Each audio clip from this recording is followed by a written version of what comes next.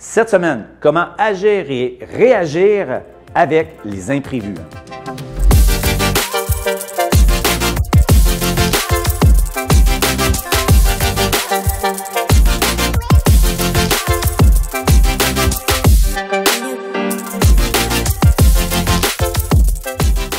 Vous savez, comme conférencier, vous allez avoir tout au long de votre carrière à agir et interagir avec des imprévus.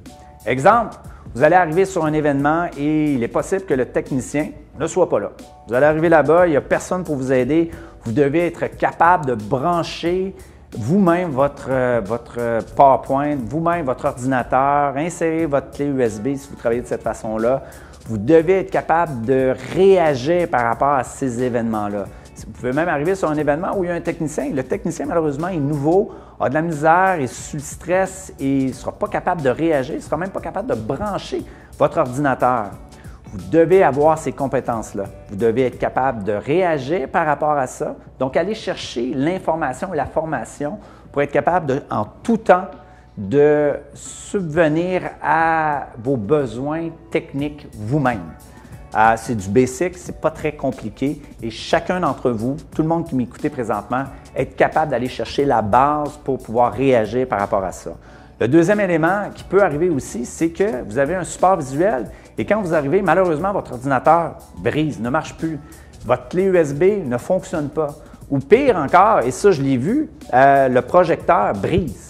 Le projecteur qui devait diffuser votre présentation ne fonctionne pas. Il a explosé ou a brisé le matin et vous arrivez en après-midi, ça ne fonctionne pas, personne ne vous a averti.